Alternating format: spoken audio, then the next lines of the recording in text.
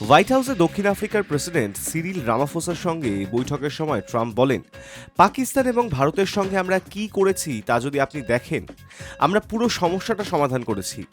আমার মনে হয় আমি ট্রেডের মাধ্যমে এটি সমাধান করেছি। ভারত পাকিস্তানের সঙ্গে অনেক বড় চুক্তি করেছি। দুই দেশের মধ্যে প্রচণ্ড সংঘর্ষ চলছিল। উভয় দেশের নেতাদের সঙ্গে কথা বলেছি, পুরো সমস্যাটি সমাধান করেছি। এরপরই হোয়াইট হাউসে আবারও ইতিহাসের পুনরাবৃত্তি ঘটতে দেখা গেল। তর্ক বিতর্ক বেঁধে গেল দক্ষিণ আফ্রিকার রাষ্ট্রপতি সিরিল রামাফোসার সঙ্গে মার্কিন প্রেসিডেন্ট ডোনাল্ড ট্রাম্পের।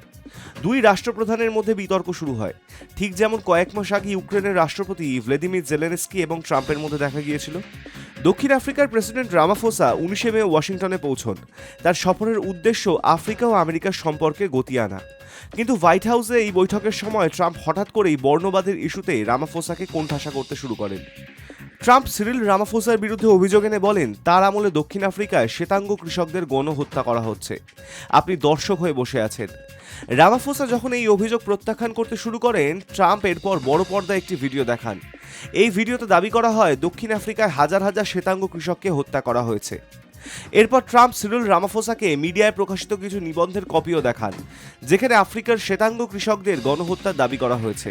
রামাফোসাকে এই কপিটি দেখানোর সময় ট্রাম্প জোরে চিৎকার করে বলেন, মৃত্যু মৃত্যু। এতে পরিবেশ খুবই উত্তেজনাপূর্ণ হয়ে ওঠে। Hi news network.